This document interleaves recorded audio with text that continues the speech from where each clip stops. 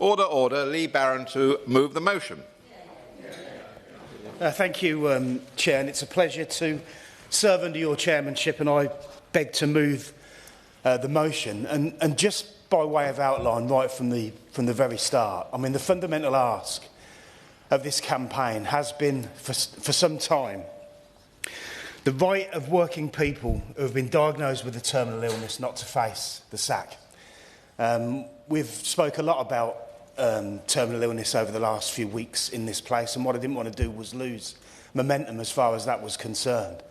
And we now know what a terminal diagnosis is. It is life expectancy not foreseen beyond a 6-month period. We aim to try and protect that period of employment. We protect the period of employment at the start of life. You can't sack a pregnant worker. What we're saying is that you shouldn't be able to sack a worker who's received a terminal diagnosis. And I want to declare an interest from the start. Before I got elected, I was the Midlands Regional Secretary for the Trades Union Congress, and one of the campaigns that we worked on was called the Dying to Work campaign. It was about people with a terminal illness in the world of work, and what we found was that there were some employers that would dismiss a worker based on the grounds of capability, and what we wanted to do was to protect that period. The bulk of employers, most employers, wouldn't dream of doing it. So what we did was developed a voluntary charter that employers could sign up to that would turn around and protect workers from being dismissed because of their condition. It would protect the freedom for workers to be able to choose whether to keep on working, reduce their hours or step away altogether.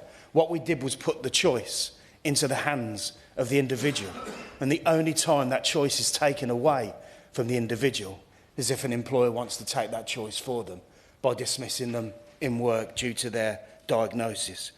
It protects employees' benefits such as death in service payments, protects workers' access to supportive and understanding workplace, and gives terminally ill workers the freedom to make the choices that are right for them without the extra stress and worry. We launched that charter in 2016. That charter now protects over 1.5 million working people in this country because employers have signed up.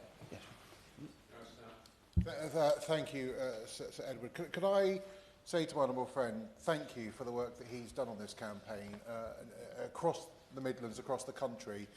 I was very proud to support the campaign when I was last here, but the sheer volume of people that are now protected is testament to the hard work of the honourable gentleman and the way that he was able to tell such a compelling story and protect so many workers in the Midlands and across the country. But I wonder if he could enlighten me as to whether or not the House of Commons, the House of Lords and the various government departments, who are huge employers, whether any of them have signed up to the campaign, and if not, could I extend the hand of friendship to him to help ensure that those organisations sign up as soon as possible? Sure, thanks for that. As far as government's concerned, we managed to get the campaign to become or promoted as best practice by DWP. So if employers, through their disability awareness scheme, ever went to government in relation to how to treat workers with a terminal illness, they were always signposted to this campaign. But no government departments have signed up. However, I am aware that as part of the new government coming in, that those discussions are now taking place. Because whilst the progress is commendable, it's not universal. And that's why we've called this debate today, so that we can extend this right to all of those that are here. And I do want to recognise Richard Oliver, who's in the public gallery today, to say to him that he was a part of this campaign right from its very outset. And I think it's great that he's been able to join us today. As I've said earlier on, it's still legal in this country to sack a terminally ill worker on the grounds of capability. And at a time when someone is dealing with a devastating diagnosis, they could also face the loss of their livelihood and their financial security, and that, for me, isn't acceptable. There has been significant discussion about dying with dignity recently, particularly relating to the Terminally Ill Adults Bill. While this has rightly captured our attention, I don't want us to lose the momentum now that bill has gone to committee, because there's a path, there's a journey, if we can call it that people are on. And part of that shouldn't be whether or not they're going to lose their job whilst they're facing that. Most people will never have to think about the implications of working with a terminal diagnosis And most employers, as I've said earlier on, would not dream of firing their terminally ill workers. But unfortunately, though, there are still employers. Thanks very much for giving Wayne a big congratulations to my honourable friend for the work he's done for many years with regards to this. But I wonder if he agrees with me that the 6-month rule, which determines that you're terminally ill, that you're dying, that you'll not be here after 6 months, is it not too stressful? You need to get clarification from your doctor that you're going to die. And I just think that's absolutely stressful under the most difficult of circumstances. And I speak from a personal situation here. Yeah, thanks for that. I mean, one of the things that's always got me is the amount of personal stories that people tell us in relation to what they've faced and everything else. And, you know, you can't remove that. And you can't remove those stories and those situations that people have. But, I mean, the distress, I can't imagine it. And I don't know if anybody else in here can. All I know is I've met people that have gone through this. And that should never happen, not in our society, because I've always said that the compassion that we hold as a society, the values that we have, shouldn't end at the front door of your workplace. They should be part and parcel of your workplace. And that's why I think issues like this are so important for us to discuss. Most people will never have to think about the implications of working with a terminal diagnosis. Those who receive a terminal diagnosis and their families, on top of everything else, going back to the point that was made, should not have to worry about paying the bills and should not have to worry about their job. The reality today is that not all terminal illnesses are treated equally under the law, because the period prior is protected. When people fall under the Disability Discrimination Act, that part of the employment is protected. It's where you come down to the terminal diagnosis and then the capability, which isn't protected. That's the part that needs to. That's the loophole as far as we're concerned in the law. And for many people as well, I mean, I met a lady who worked for Nottinghamshire County Council. They signed up to the Dying to Work Charter on the Thursday. The Friday of the previous week, she passed away. And she decided she wanted to stay at work because that's where her friends were. That's where her social outlet was. She didn't want to sit at home bouncing off the walls. You know, she took that decision for herself. Her employer did the right thing by turning around and saying that we'll give you the freedom as far as that decision is concerned. Many people are proud of the work that they do. They often wake up early to work long, hard days and provide for themselves and their loved ones. They greet and talk to their colleagues, who they see almost every day. They feel proud of what it is that they do. They deserve dignity, they deserve respect, and they deserve our support. Some terminally ill people may want to continue working as long as they can, finding peace and distraction in their professional lives. Others may decide to step away, prioritising family and themselves. While the government is rightly levelling up workers' rights, we must seize this moment to ensure that those with terminal illnesses are treated with fairness, compassion and the respect that they deserve in our workplaces. Protections like those enshrined in that Dying to Work Charter should be universal and not optional. Legislation must be introduced to best protect those who are vulnerable in our workplaces. But in the meantime, it's essential that we persuade as many employers as possible to sign up to the Dying to Work Charter, including government departments, to ensure that as many workers are protected as possible. Dignity at work is not a privilege, it's a right. Some organisations do have death in service payments, as I've already explained. But if you're fired before your death, you and your family are no longer entitled to any of those benefits. Every worker deserves to know that they won't be forced out of a job when they need it most. People at the end of their life should be able to decide whether they want to continue to work or not. I was delighted to hear that the government will be implementing the Dying to Work Charter as best practice among government departments, but we need to go further. We need to review the Equalities Act so that there are not gaps in rights for those who are terminally ill. We need to protect people's employment when they're ill.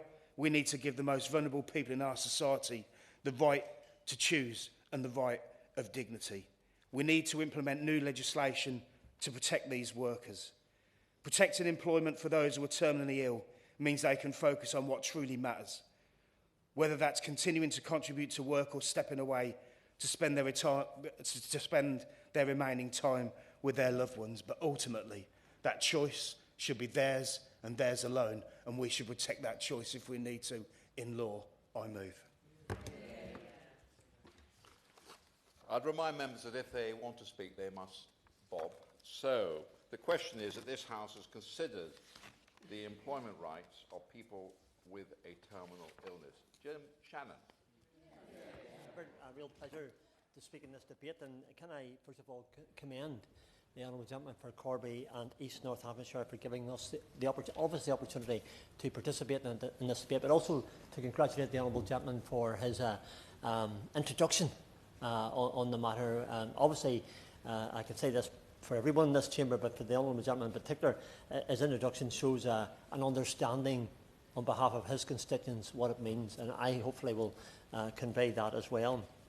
And this is an opportunity to highlight the much needed help and to support the support that government must facilitate. I'm very pleased to see the Minister in this place and the Shadow Minister as well. I look forward to the contribution from the Minister. I believe the Minister is a person who understands the necessity for this debate, and also to say, put on record, I think that government are going to make some changes, and I know the Minister will respond to that at a later date.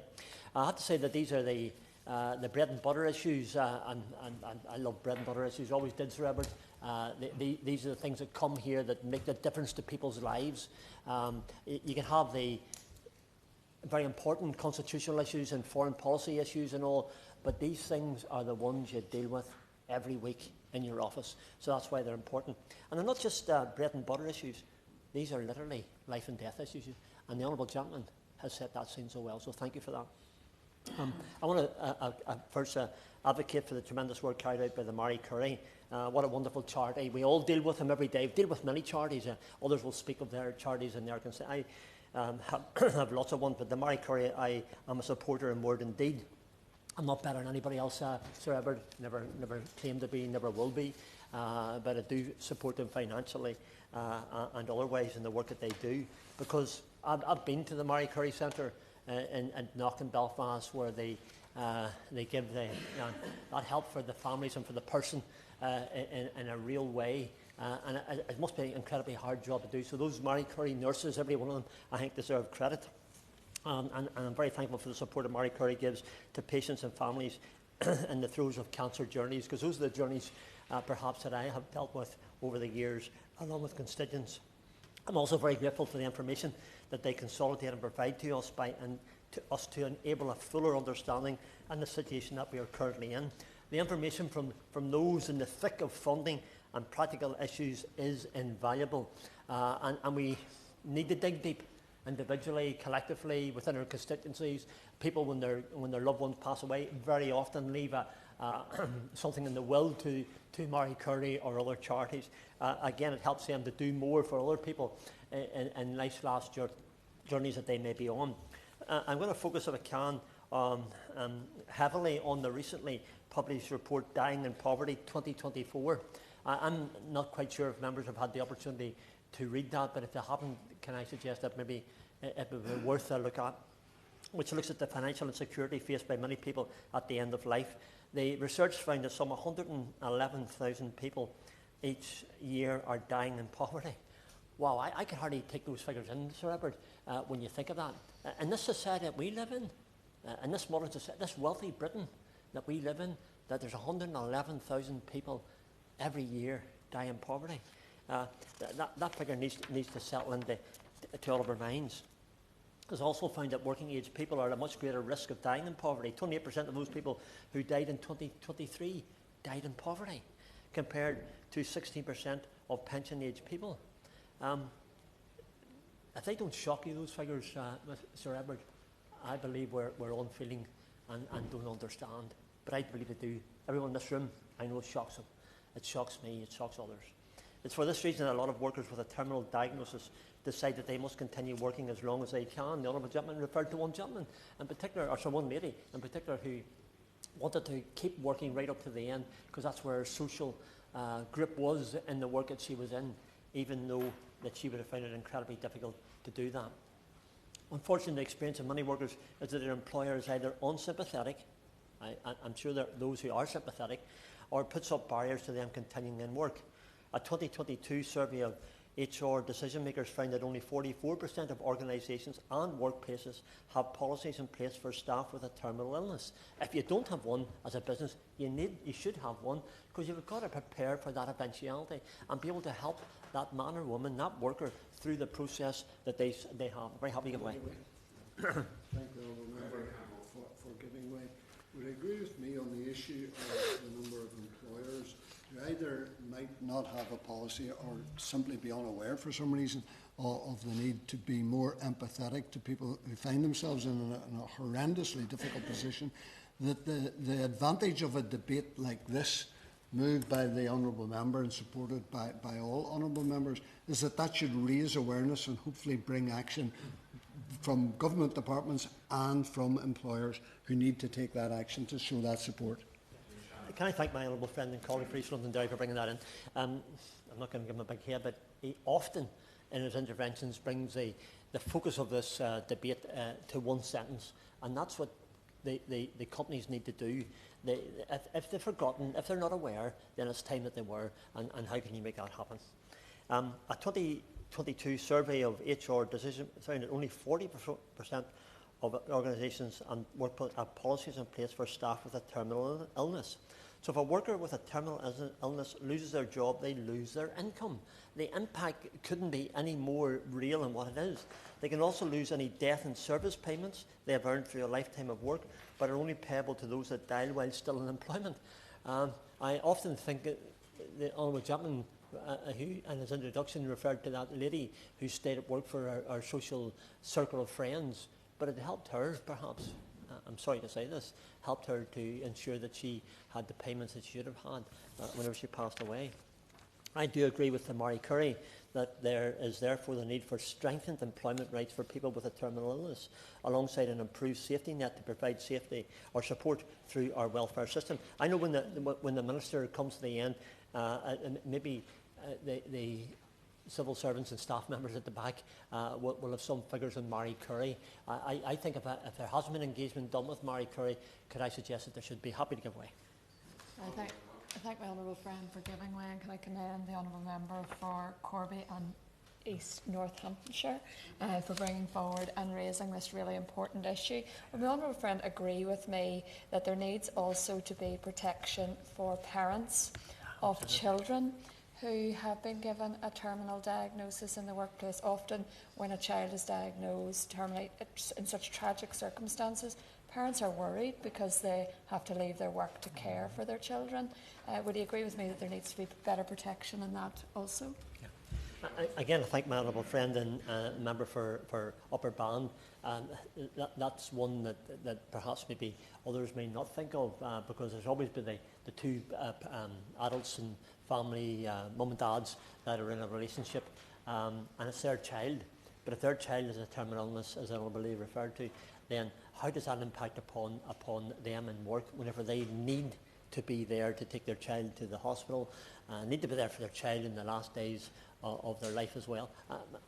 Minister, these issues are issues that I know that the Honourable Minister understands, and maybe these are questions that perhaps he can give us an answer that will encourage us. Families are finding lives tough in full employment, never mind with reduced income and greater costs. And I do believe that changes must be made to universal credit. Not the Minister's responsibility, but I have to say I do feel that there's a need to allow for those in full-time employment to access help and support for their care and time off work. I'm very fortunate that Sir Edward, to have one staff member. All staff members understand the benefit system very well, but I have one staff member in particular that spends all of her 5.5 days a week that she does. That half day is probably voluntary because she's a lady who has compassion and understanding, and she spends that time every day of that week doing benefits. And in the process of being an elected representative and trying to offer all we can for our constituents, as everybody does here, in that way, that lady sometimes finds herself in a position where she's doing a universal credit application or a PIPS application or whatever it may be, or ESA application, or an attendance allowance application would probably be in most cases, although sometimes it's for families with small children as well. These are really difficult times. You know, I do the forms myself. I'm not better than anybody else, Sir Edward, but there's a box, I think it's on the second page or the third page. If there's a terminal illness, you've got to tick the box. When you tick that box, it moves into a different system. It moves into a system where I have to be fair to the department. The department, when that box is ticked, they move immediately. And I know in cases that we have done through our office, and others will confirm this when they get their chance to speak, will say that there's an urgency put into the process and it very, very quickly moves on. So those are some of the things. The member for Corby and East Northamptonshire had highlighted in communication to members that the purpose of this debate is clear, and I quote him and what he said. The last thing someone with a terminal diagnosis and their family should be worrying about at their end of life is how they will be able to pay the bills. Wow. We should remove that equation. Government should move that equation for people. Many people's key social networks exist at work, and I believe that those who are terminally ill should have the choice of when they finish work. So that's what the debate's all about. So I conclude with this, Sir Edward. I agree wholeheartedly with this view, and more than that, I will work with him and with government as well to try and achieve that, to simply do more than those with terminal cancer. Just because the charities do such an incredible job raising funds and caring does not absolve, with fairness, with respect, our government and our minister of their responsibility and our duty to ensure that we fulfil these obligations. And this is something that we should and must do better for them. Thanks so much. Izzy Collins. Thank you very much, Mr. Edwards, and it's a pleasure to serve today under your chairship. I'd also like to thank my honourable friend, the member for Corby and East Northamptonshire, for securing today's important debate on the employment rights of people with terminal illness. And I'd like to pay tribute to his tireless advocacy on behalf of workers facing unimaginable challenges. Sir Edward, receiving a terminal diagnosis is one of the most devastating things that can happen to a person. In that moment, the focus should be on spending precious time with loved ones, seeking medical care, and living the life you have left. As a humanist, I believe we only have one life, and so a good life and a good death is very, very important to me. Unfortunately, for too many, a terminal diagnosis is compounded by the fear of losing their livelihoods and the security that employment provides. As it stands, it's still legal in this country to dismiss someone with a terminal illness on the grounds of capability. That's not only deeply unjust, but it's fundamentally inhumane. The last thing anyone with a terminal illness should have to worry about is how they'll keep a roof over their head or provide for their family. People's lives don't end the moment they get a terminal diagnosis. They're still mums, dads, colleagues, breadwinners. And then many people with terminal illness do live longer than 6 months, so I would like to associate myself with the remarks from the Honourable Member for Blyth and Ashington. And I want to acknowledge the Dying to Work campaign, which has already secured protections for over 1.5 million workers through its voluntary charter. This charter, developed in partnership with the TUC, encourages employers to commit to supporting workers with terminal illnesses, ensuring they have the choice to remain in work for as long as they wish, without the fear of dismissal. The campaign's success demonstrates that compassion and practicality can go hand in hand in the workplace. But whilst this voluntary charter is laudable, it's not enough. It's not right that the ability to work at the end of life depends on the goodwill of individual employers. Workers should not have to rely on luck to ensure that their rights are protected at the most vulnerable time of their life. The current patchwork approach creates inequality. Perhaps larger employers with more resources are more likely to sign up to the Dying to Work Charter. Perhaps smaller employers don't have the capacity or simply just don't know about it. This disparity underscores the need for consistent nationwide standards to ensure that no worker with a terminal illness is left behind. Some may argue that mandatory protections could place an undue burden on businesses, particularly small and medium enterprises. I think we can find a balance, offering reasonable adjustments, flexible working, the ability to work from home, can enable terminally ill employees to continue contributing in ways that are meaningful for them and for their employer. Indeed, many employers already see the value of retaining those experienced workers who want to stay engaged. Let me share some statistics from my own constituency of Morecambe and Loonsdale. According to recent figures, over 25% of the workforce in my area is employed in industries like retail, hospitality, where job security is often already precarious. These sectors also report higher levels of sickness, making the need for robust protections even more pressing. Additionally, local advocacy groups have highlighted that the financial strain of a terminal diagnosis can disproportionately impact low-income families, with many struggling to take on the extra costs of a terminal diagnosis, particularly in light of the recent cost of living crisis. The lived experience behind these numbers is a stark reminder of the urgency of this issue. Ensuring that terminally ill workers in Morecambe and Loonsdale and across the country are protected from unfair dismissal is not just about individual dignity. It's about strengthening the social fabric of our communities. There's also a compelling economic case for action.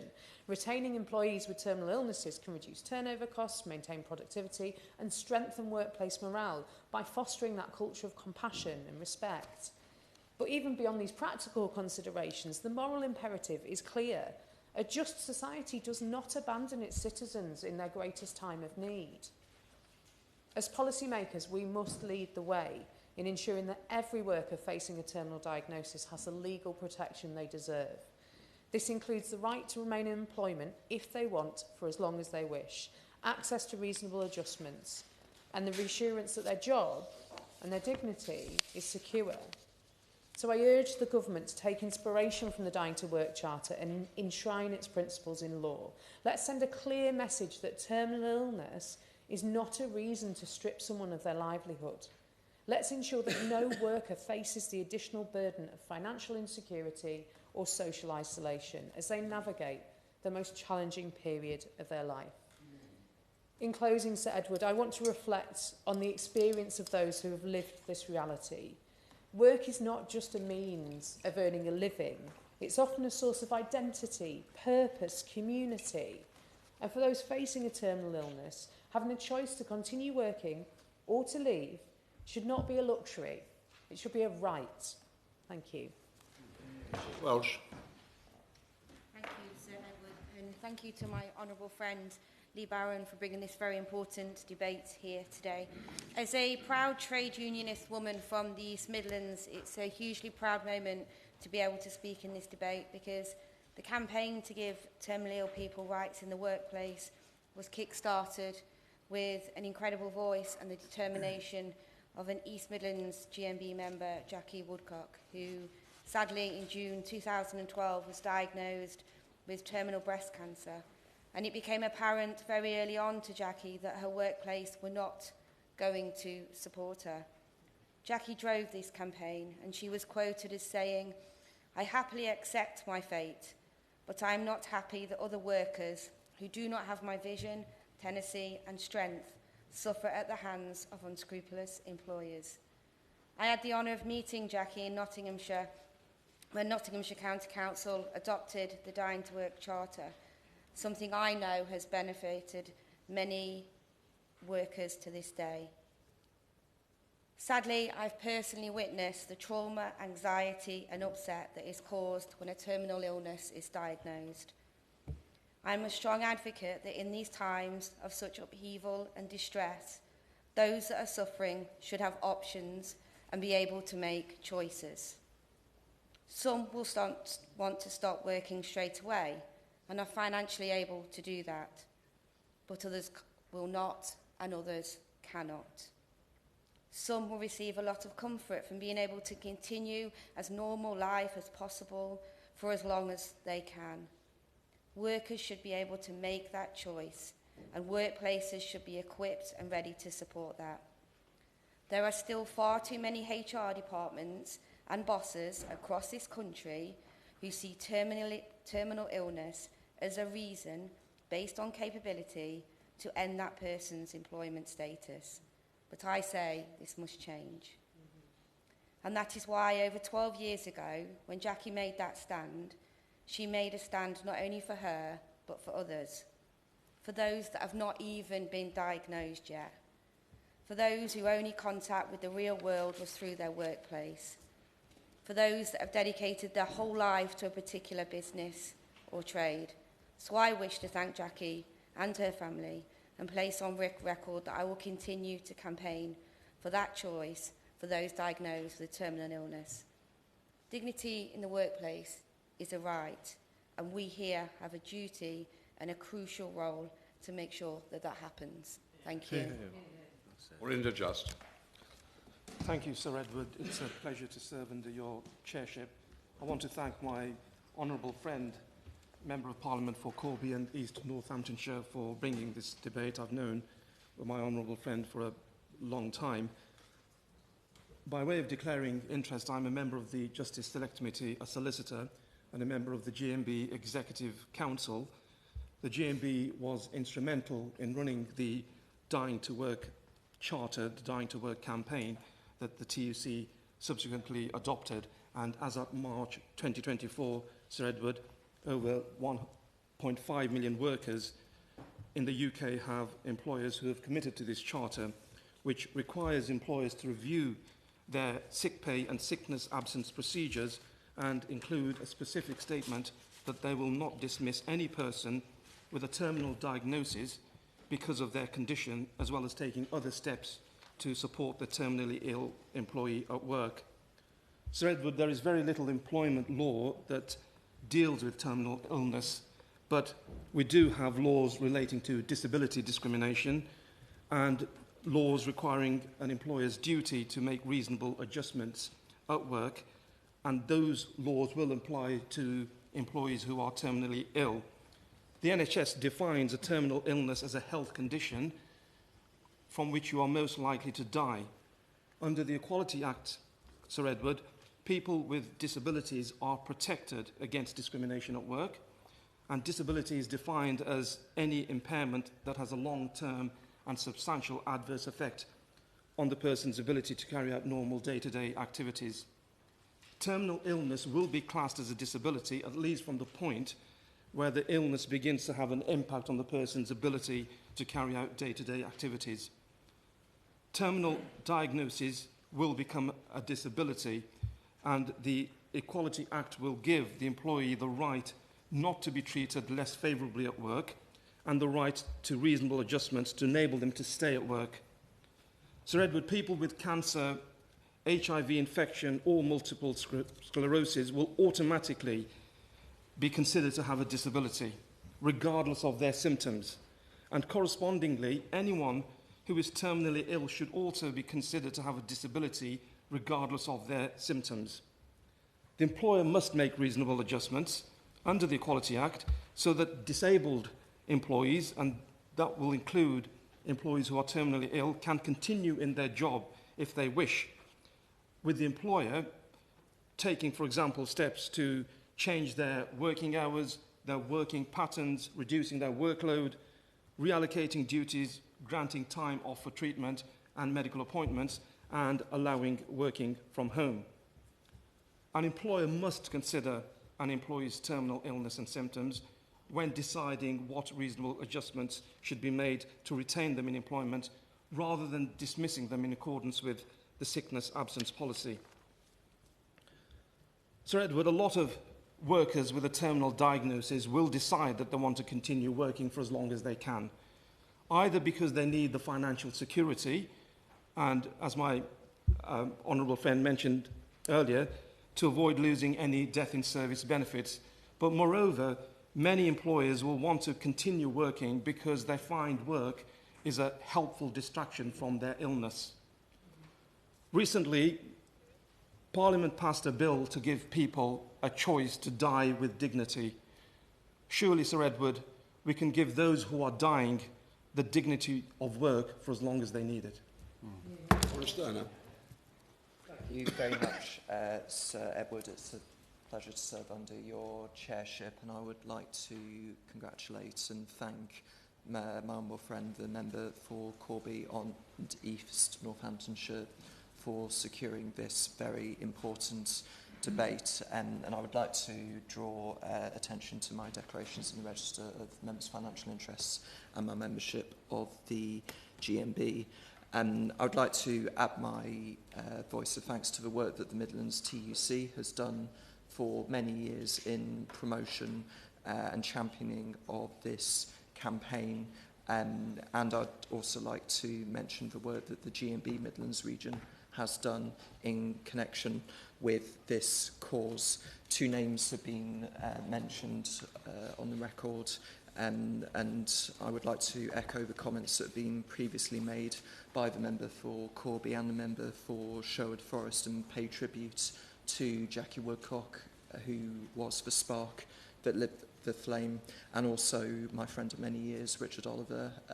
It's a pleasure to see him in the public gallery, who has brought real passion and expertise to this cause. We've heard today that there are weaknesses in the Equality Act and gaps, and I think this is hopefully a matter of consensus across the House. When the Honourable Member for Mid-Norfolk, the then Minister, responded for the government in 2022 in a debate on the Terminal Illness Support and Rights Bill, he did acknowledge that although many workers who have a terminal illness are covered by the definition of disability under the Equality Act, he said, "I say the overwhelming majority, but one thing that we might want to look at offline, as it were, is that we are trying to ensure that that is everyone who is covered, and we are still not in that place today." And although a terminally ill worker can, in principle, bring a case before an employment tribunal, sadly, in too many cases, there are obvious barriers to doing so. And my honourable friend, the member for Wolverhampton West, has already pointed out that there is very little case law in this area. And although a posthumous employment tribunal case can be brought in theory, in practice, it very rarely happens. While the definition of the disability, I think, which has been inherited from the Disability Discrimination Act, was probably not written with terminal illness in mind, there are circumstances where a worker may be terminally ill and then discriminated against at work who would not fall under the protections of the Act, and someone who is in the early and possibly asymptomatic stages of a terminal illness would fall into that category. So there is a very strong and compelling case for revisiting the Equality Act, but there are also steps perhaps that can be taken in the intervening period. Section 22 of the Equality Act did establish powers for the bringing in of regulations on matters to be taken into account when employers and other bodies make reasonable adjustments. And if regulations were brought in for the purpose of establishing that it is reasonable to take certain steps to accommodate the needs of workers who face a terminal illness, then I think that would be a very helpful and clarifying step, which would be welcomed by employers as well as workers who sadly develop a terminal illness, because I think employers as well are looking for clear guidance in this important area. Similarly, the Equality and Human Rights Commission's Statutory Code of Practice on Employment is the consolidated set of statutory guidance on the application of the Equality Act in the workplace. And that code of practice has not been updated since 2011. It does not clearly or explicitly cover or reference terminal illness at any point in that code. And were that code to be updated to take account of the particular problems that face workers who have a terminal illness, then I think that that would also play a positive and constructive role. Tribunals also must take regard of the government equality officers, now the Women and Equalities Unit, guidance on matters to be taken into account in determining questions relating to the definition of disability. That code similarly has not been updated since 2013. It does not clearly cover matters relating to terminal illness, and there may be some helpful clarification that could be introduced through that means. But there are some problems which really cannot be addressed unless and until the Equality Act itself is revisited on the face of the bill, and the point has already been made that workers who develop some specified illnesses, cancer being an example, do automatically fall under the definition of disability, but people who may develop a different terminal illness would not. So there is a very strong case, I think, for revisiting the Equality Act in this regard.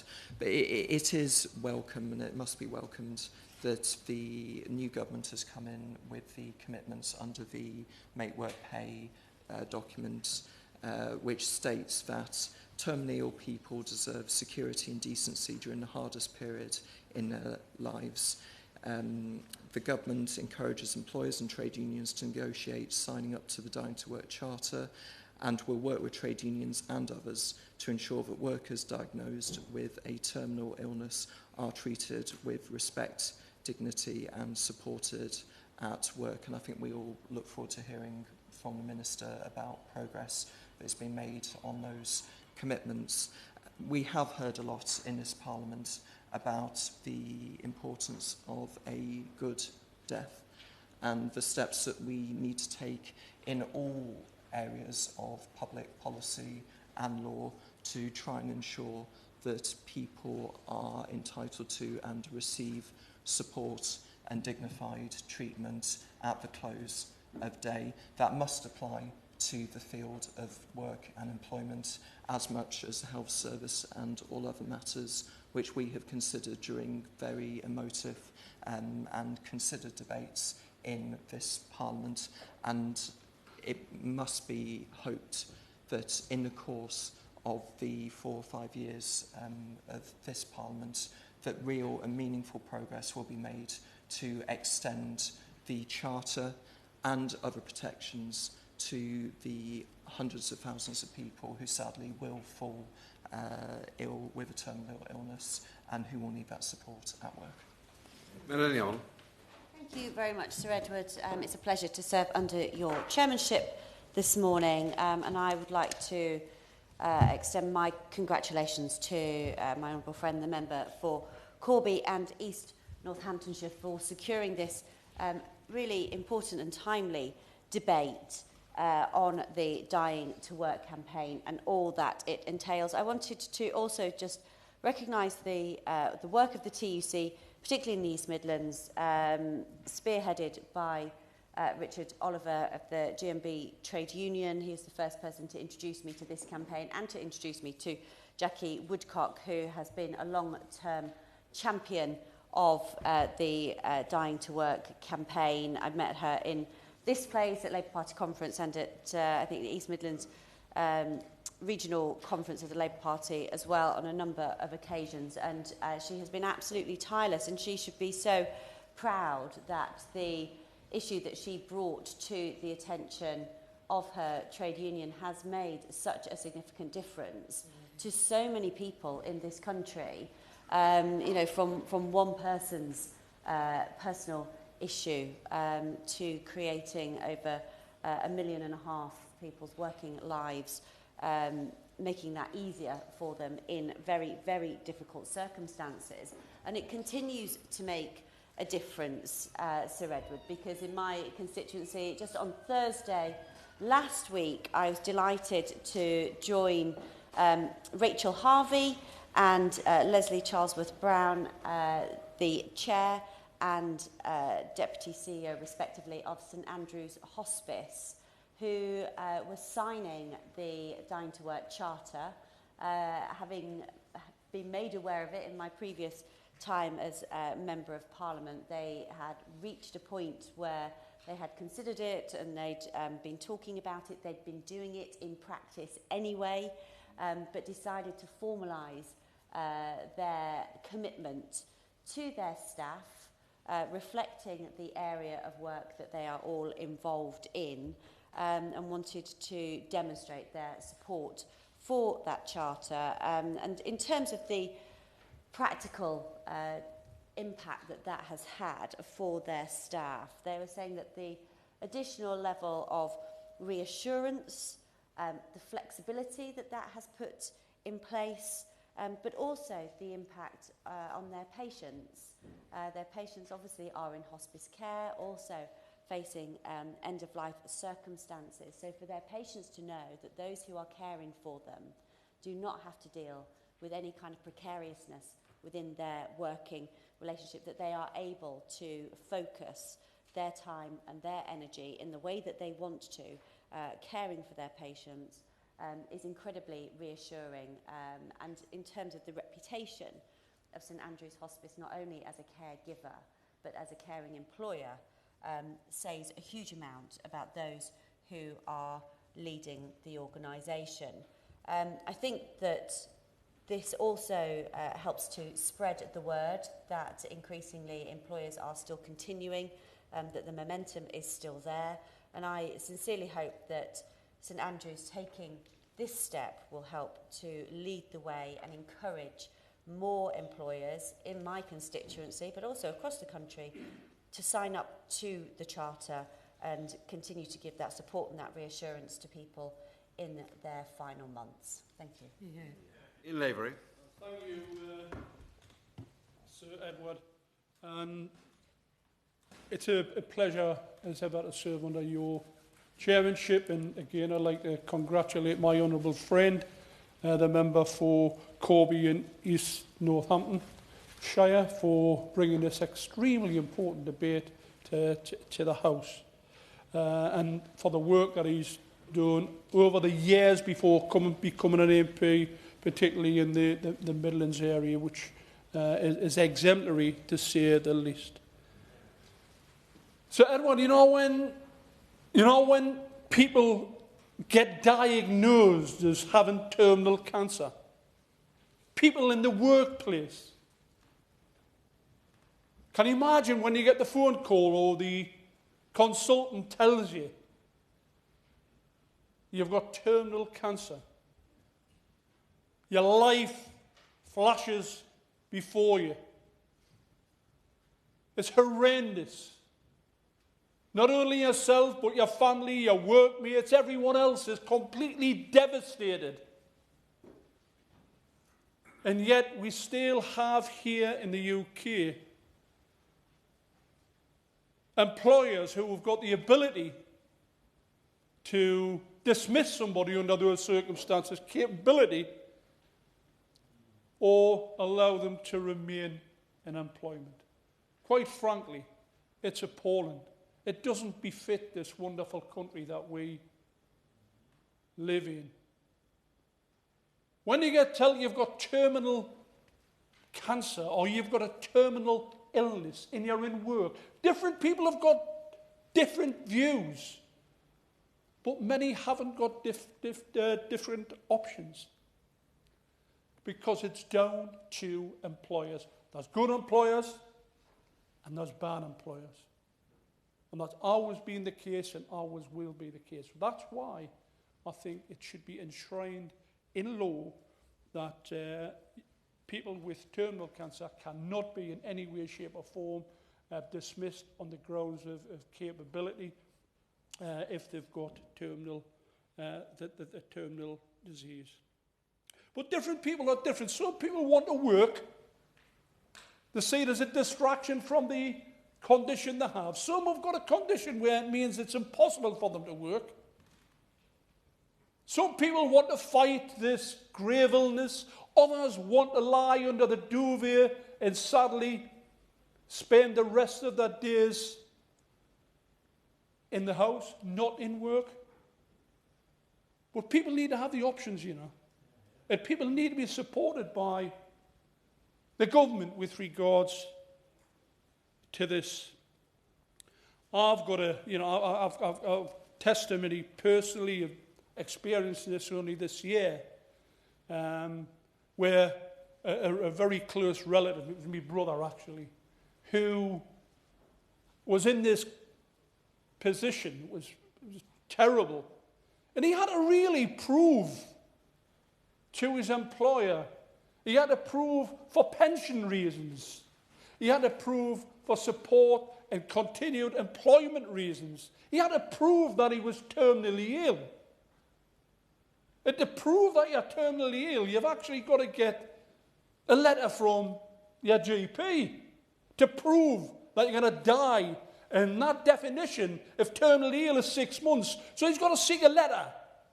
And his family's got to seek a letter saying that you're not going to be around in 6 months. I mean, that's absolute stress of the highest. It's a pre-death certificate. Can it be right, man, that working people are treated in this way? You've got enough stress, mind, when you've been told by your consultant, by your doctor, by the hospital, by the GP, that you haven't really got that much time left. Some people want to get on and get their affairs put into order. Others want to spend time with their family. But people have got the right. People should have the right to work if they can. And the right to continue in employment. Other speakers have mentioned the fact with regards to financial issues.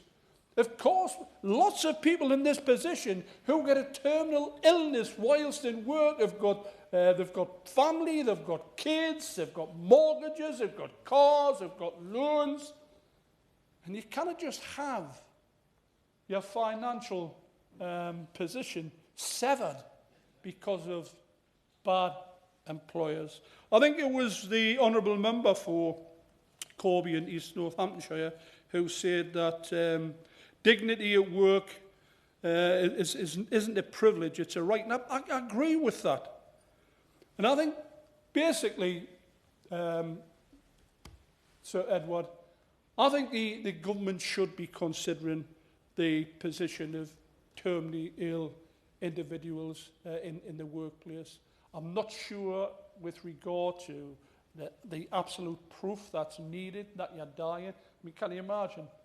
Now, you've got to ask the doctor, can you prove, can you put in writing that I'm not going to be here? It's dreadful, man. It's dreadful. I think that's something which we need to look at. But separately, I would just conclude by simply saying, I think it's right that the government should enshrine in legislation that employers cannot dismiss anyone on the grounds of capability if they've been proven to have a terminal illness, whether that's by a 6-month letter, a pre-death certificate or not. But I think it should be up to the employer to recognise that, and the options available should be up to the individual worker. It's commendable that there's 1.5 million workers signed up to this and a whole number of companies signed up to the Dying to Work campaign. It is, but I think we've got about 44 million workers in this country. And we've got good employers and bad employers. We need to take the choice away from the employers. We need to enshrine it in law and support these people who are facing the most dreadful situation they could ever imagine. Thanks. Lib Dem spokesman Clive Jones. Thank you, and it's a pleasure to serve under your chairship, Sir Edward, and I really thank the Honourable Member for Corby and East Northamptonshire on securing this debate, and for all the campaigning that you've been doing on this issue for many years. Thank you very much. Around 900,000 people of working age will live with cancer, and each year 127,000 people of working age are diagnosed with cancer. Estimates by cancer charities with the University of Loughborough and Centre for Progressive Change, who have been particularly helpful to me. So I send them my deepest thanks for their work in preparation for this debate. They found earlier this year that upwards of 30,000 people are going through their cancer treatment on statutory sick pay, which offers them an income of just £23 a day. We are currently in a situation in which people are without adequate sick pay. And while this impacts millions of people with all types of illness, it is especially pronounced for those with a more advanced or terminal diagnosis. It is something that Macmillan Cancer Support have raised with me too. People are left with very serious concerns. These types of cancers involve prolonged treatment, often leaving substantial additional costs. In 2023, Young Lives versus Cancer, who I met with last week, found that almost £700 extra a month were spent by a young cancer patient and their families following a cancer diagnosis. This is a reported increase of 15% since 2017.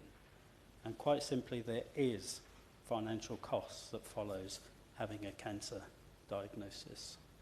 Their research found that 96% of young cancer patients and their families reported having to pay extra for their travel, with an average coming to more than £250 a month, with £30 extra on childcare, £144 extra on food, £68 extra on energy every month, along with other costs. Higher costs coupled with an inadequate income can really put people's recovery at risk. Or in the case of a terminal diagnosis, can cause financial hardship at a point when they are receiving end-of-life care. Arthur Nolan's 2023 survey revealed that the cost of living issues was so severe for some patients that they reported cutting back on food, avoided turning the heating on, and for 3 in 10 people were unable to afford their rent or their mortgage during the 12-month treatment period. Does the Minister agree with the Liberal Democrats that the current broken rate of sick pay should be fixed and reform to be on the table as soon as the financial situation allows? Importantly, does the Minister also agree that we should be supporting small employers with statutory sick pay costs, consulting with them on the best way to be able to do that? Before I conclude, I think there is a key point regarding children and young people's cancer that I'd like to address. Because while some may not know that they are terminal, the aggressive nature of cancers like blood cancer, skin cancer, brain tumours, means that the situation can change very, very quickly. Therefore, they may not have immediate access to things like the terminal illness special rules route for benefits by not fitting the criteria perfectly, which includes things like being on potential curative treatment or the strict 6-month definition of terminal. This is leaving young patients liable to 3 months qualifying period for access for disability, living allowance and PIP, despite having a confirmed diagnosis. On top of the application processing taking around 20 weeks, leading to a situation in which some young people have passed away before benefits have come through because of red tape. Maybe the Minister isn't aware of that situation. But how can ministers in this government allow that state of affairs to continue? It really is time to see a change. Why does having cancer for 3 months suddenly make it more real to the Department of Work and Pensions than from the moment of the actual diagnosis? I'd be grateful if the Minister could meet with me and other cancer charities to discuss this, because it seems deeply cruel to allow this state of affairs, which prevailed under the Conservatives, to continue under this new government. Thank you. Spokesman Greg Smith. Thank you, Sir Edward. It's a pleasure to serve under your chairmanship. I think we've had a good and powerful debate this morning, and I'd like to begin by thanking the Honourable Gentleman for Corby and East Northamptonshire for leading and securing this debate. I know he has championed, as he said, the Dying to Work campaign for many years, particularly before his election to this place in his role with the TUC in the Midlands. As we've heard from many honourable members, the campaign was founded by Jackie Woodcock, sales manager from Derbyshire, who was forced out of her job after being diagnosed with breast cancer in 2012, being given 12 months to live. Jackie was appointed MBE in the Queen's Birthday Honours List in 2019, and I commend her hard work over the years. As a result of her work, many people have been protected from unfair dismissal and have been provided with invaluable support following the tragedy of a terminal diagnosis. But it is, of course, clear from this debate and wider that there is more to be done on the issue of support for people with a terminal diagnosis. Being diagnosed with terminal illness is all too often very sudden, of course unexpected, meaning those with the diagnosis and their families are forced to adapt to the new reality with little or no notice. Often people decline very quickly, and by the time the family work out what support is available, their loved one is in desperate need of help, or in some cases, tragically, has already passed away. In other cases, despite the diagnosis, the person may have many months or even years left and is willing and able to keep working with some minor adaptations to their workplace arrangements. In my research for this debate, I found some startling statistics. For instance, according to the Chartered Institute of Personnel and Development, just a third of UK organisations have specific provision for those with a terminal illness, meaning they have no policy, guidance, line manager training or awareness training. It appears that the hesitancy of so many Brits to discuss health and serious illness has created something of a stigma about raising this issue in the workplace, meaning employers and employees are often having to make it up as they go along, rather than following standardised guidance developed by experts in the field. As the Dying to Work campaign highlights, terminally ill people often don't have time to adapt to, inverted commas, reasonable adjustments put in place by employers, are often forced to undergo stressful HR procedures, and there is a lot of financial worries left behind for families, as members have said during the course of this debate. Cancer Research UK projects that 1/3 of Brits will be diagnosed with cancer in their working life, and according to a Macmillan survey, 37% of cancer patients have experienced discrimination upon their return to work. It is vital that we end the employer lottery. That is to say that individuals are currently far at the mercy of their employer, and individuals often don't know their rights or what support is available. As the population ages and treatment options improve, more and more Brits are going to be living and working with a terminal illness. And at present, the legal position of terminally ill employees mainly depends on the written and verbal agreement between employee and employer. There is little specific terminal illness law, and it is clearly going to become an ever more present issue in our society. I would suggest that one of the best ways we can help people with a terminal illness is through improving the information available to them upon their diagnosis, and to encourage employers to develop best practice guidance and training so that any employee diagnosed with a terminal illness can receive support as quickly as possible, and we avoid a situation where even compassionate employers are playing a game of catch-up, or, as I mentioned a few moments ago, literally making it up as they go along. It is vitally important that people understand their rights under the Equality Act, which makes it illegal to discriminate against people with a disability, and legislates that employers must make reasonable adjustments so that employees can do their work, including flexible working hours, reduced workload, reallocating duties, time off for treatment, and where appropriate working from home. Employees must be made aware that they can and should make the most of sick leave, extended, special and compassionate leave, annual leave and flexible working.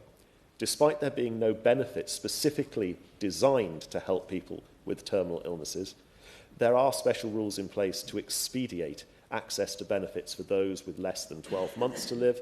Previously, this was limited to those with 6 months to live, and I'm proud that the last government extended that period to 12 months, which in turn provides access to benefits more quickly, higher payments for certain benefits, and avoiding the need for medical assessment.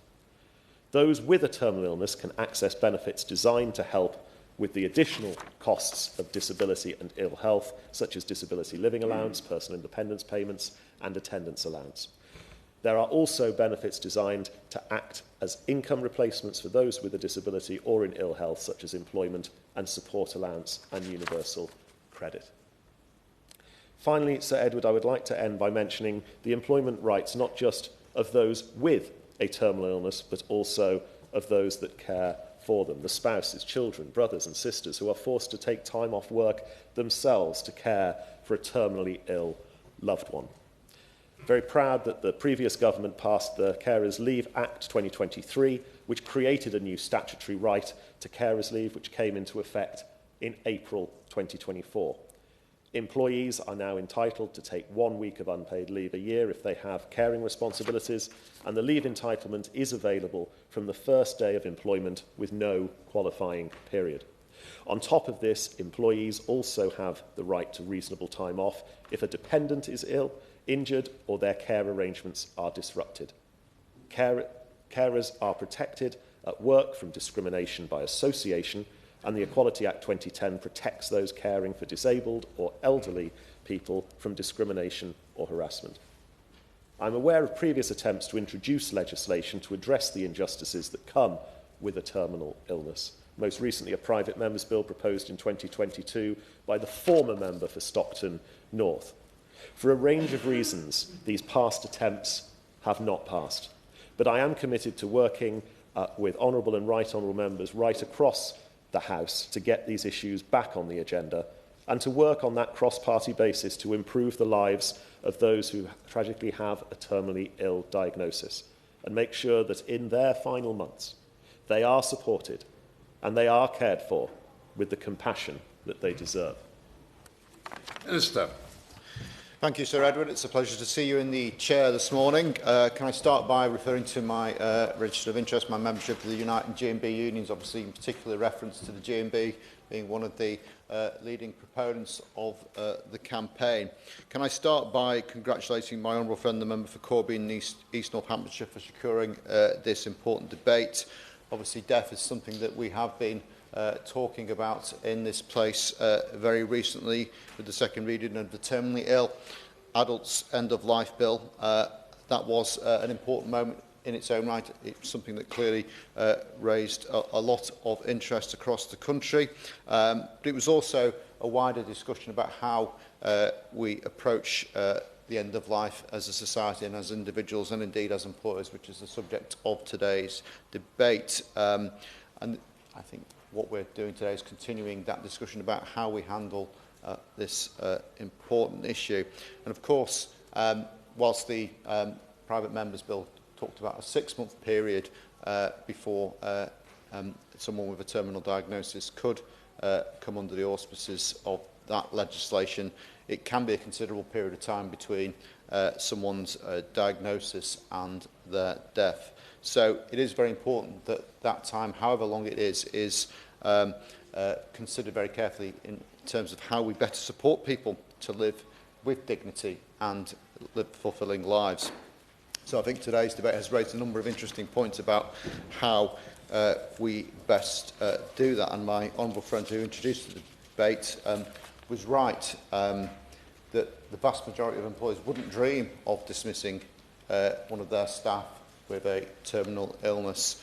But of course, the Dying to Work campaign is actually a much broader look at how employers can support employees in that situation, not just about the prohibition on dismissal. We had contributions from a number of backbenchers today. As always, the honourable member for Strangford gave a thoughtful contribution. He paid tribute to the work that Marie Curie do in terms of the wider support for individuals in the situation. I understand colleagues in the Department for Work and Pensions continue to engage with them on that issue. He also mentioned the Dying in Poverty report, and I haven't read that. I will look at that and see what that describes. The honourable friend, the member for Morecambe and Lunesdale, highlighted a number of measures that are already available, which I'll come on to talk to shortly, in terms of reasonable adjustments and flexible working. That will enable those who want to carry on working to be able to do so in a way that suits them. And she made the important point that continuing to work is actually very important, particularly for those people who are on lower incomes. My honourable friend, the member for Sherwood Forest, paid tribute to the campaigning Jackie Woodcock, and I would echo that and all the other members who have spoken in fulsome terms about the work she has done. She has absolutely brought this campaign to the attention of many parliamentarians over a number of years, and the fact that we're having this debate today is a tribute to the work that she started all those years ago. My honourable friend, the member for Wolverhampton West, as I would expect him to do, gave a thorough legal analysis of the protections available, and he noted, as I think a number of members did note, that there is a lack of a direct protection for people with a terminal illness. And equally, my honourable friend, the member for Birmingham Northfield, gave a characteristically thorough analysis of the situation as well. And I think he made an important point that employers do want clear guidance about what to do. And he mentioned a number of relevant codes that possibly do need updating. I think that was a point the Shadow Minister also made in terms of the number of employees who don't have any policy at all on this. I think that's something that we can certainly take away and look at. My honourable friend, the member for Great Grimsby and Cleethorpes, made the important point that actually with St Andrew's Hospice in particular, that people who work in that place have got the protections that those that they are helping in their last days of life also have that protection should that ever be needed. And I think the fact that that's there, that is a reassurance to those who are in the hospice. My honourable friend, the member for Blythe and Ashington, I think spoke very movingly about, of course, the awful moment when you get that diagnosis, and I think he made the point, I think a number of members made this point too, that people, of course, react differently to that. Some people want to be able to continue to work, people want to be able to carry on as best as they can, and I think he made an important point about the traumatic experience potentially of having to notify your employer and seeing that in black and white that there is a terminal illness, and that's obviously one of the challenges that we would face if we were to legislate in this area. The Liberal Democrat spokesperson raised issues in relation to statutory sick pay. He will be aware that the Employment Rights Bill will be significantly increasing the scope of those who are eligible for statutory sick pay from the removal of the lower earnings limit and the removal of the waiting days. I hope his party will be able to support the bill when it comes back for third reading. He also raised issues in relation to delays in benefits. I will pass on his request in respect of that to colleagues in the Department for Work and Pensions who are responsible for that matter. But I think one of the points that was made, and I think this was something that the Honourable Member for Strangford raised, along with a number of other members, was that people do want the choice of being able to go into work if they can, if they've got a terminal illness. For some people, it's a big part of their social group. It's about dignity. It's about actually finding something that sort of occupies their mind away from thinking about the terrible situation they're in. So people should be able to continue to work if they want to. And of course, not everyone wants to. Not everyone can. It's not a simple thing to be able to characterise. Everyone reacts differently. Everyone's in a different situation, and of course, medical conditions and prognoses are all very different as well. So, of course, people will need support in very different ways depending on their situation. So, we need to deal with this with sensitivity but also with flexibility. We need to make sure obviously protections are in place, but we also need to enable employers and employees to have the space and the freedom to be able to come to arrangements which suit them best. And a number of members have referred to protections under the Equalities Act, and I'll just remind members that this provides that anyone with a health condition that has a substantial and long-term effect on their ability to carry out normal day-to-day activities is classified as disabled, and therefore they have protection under the Act. That can be whether as an employee or a job applicant. And certain chronic illnesses such as cancer entitle the employee to automatic protection under the Act. As members have said, the vast majority of people with a terminal illness should be covered by the Equality Act, but I've heard what various members have said. Indeed, the member who introduced the debate from Corby East Northamptonshire mentioned people who may not fit within the protections of the Equality Act. I think it's something that I'm happy to have a further conversation with them about to understand where the gaps are. But of course, there are also more general protections under the Employment Rights Act 1996 in relation to unfair dismissal. So, as we know, terminal illness will be a longer journey for some than others. Those facing this may wish to carry on working, some may not. But we also need to think about what support is available for people. So the individual placement and support in primary care programme provides support to unwell people who are out of work and those who need support with their health to stay in work. The available support includes physical and psychological treatment in recognition that illness, including terminal illness, can take many forms. Alongside this, the government provides access to work grants to help with the extra costs of working beyond standard reasonable adjustments and tailored support for individuals through work coaching, amongst other support. More generally, the government provides employers with guidance on health disclosures and having conversations about health, as well as guidance on legal obligations, taking the point, though, that this obviously isn't well understood out there. But we do think that the guidance we have is helpful for those employers, but we need to make sure that they're aware of it and that it is actually as up to date as possible. And terminally ill people who wish to remain in work, as we've already touched on, may need reasonable adjustments to be able to do so. Of course, one of those other options for people is to look at flexible working. Quite often, terminal illnesses can have a debilitating effect on people's energy levels, so being able to take time off flexibly is important. And of course, all employees have a statutory entitlement at the moment to request flexible working from day one of their employment, and the new bill will update that entitlement to introduce, amongst other changes, a requirement that any rejection of a flexible working request must be a reasonable one. This, we hope, will make it more likely that any individual with a terminal illness who makes such a request will be able to have their request accepted. And if terminally ill people do fall out of work, they're eligible for enhanced access to a range of benefits under the special rules for end of life. These rules allow for faster, easier access to certain benefits without needing to attend a medical assessment, and in most cases entitle the recipient to the highest rate of benefit. It is important to note that these rules apply to those who are unable to work, as well as to those who wish to continue working but who require support to do so. The special rules for end of life aim to positively impact the quality of life of those with limited time left by ensuring that they can receive the financial support they're entitled to quickly and easily. But as members have already referred to, we are determined to go further.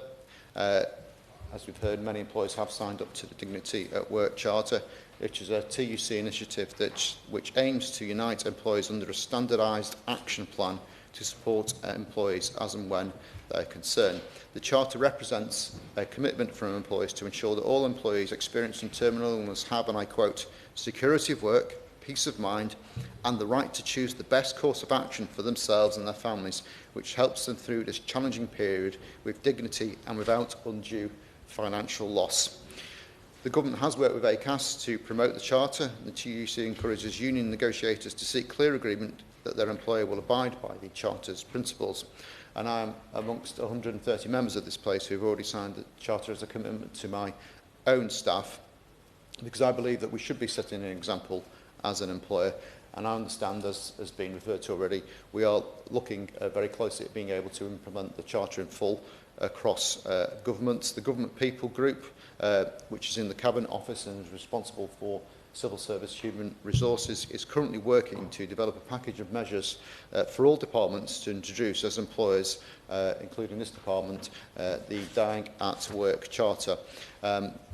The Government People Group are due to meet with the TUC in January to discuss this, and after that there will be a minister appointed to lead this work across government. And once, obviously, we are in a position to say that we've adopted it, we'll hopefully be able to be much more forward in encouraging others to sign up as well. So I'd just like to conclude by thanking everyone for their contributions in the debate today. I think it's been a very thoughtful and considered debate. I think we understand there are concerns about how the law currently operates, but the employer, I think, needs space with the employee to agree appropriate arrangements to their own situations. And we therefore believe that the flexible approach that we currently have is probably the right one. It will deliver the best practical working arrangements, hopefully giving people the protection that they need, but also giving them the flexibility and space to deal with this very awful situation in the way that best suits them. Lee Barron, to sum up. Thank you, Sir Edward, and thanks everybody for the comments that they made. I mean, I don't see this as the end of something. I don't see this as a 90-minute debate where we just turn around and say, that's good enough. I see this as the start of a conversation that I think we need to have. And I welcome the fact that the government are saying that the people group are looking into it. I know that they've had those discussions. So that's a step forward, a step in the right direction. But ultimately, what we need to do is to make sure that people can't slip through where there are gaps, and currently they can. And that's where I think that the conversation needs to continue. And as I say, I think this has started that conversation today and put us in a good place to continue that conversation into the future. So once again, many thanks indeed. Questions that this House has considered the employment rights of people with terminal illness. As many that appear to say aye. The contrary, no. I think the ayes have it. The ayes have it. Order, order. Sitting suspended till 11 o'clock.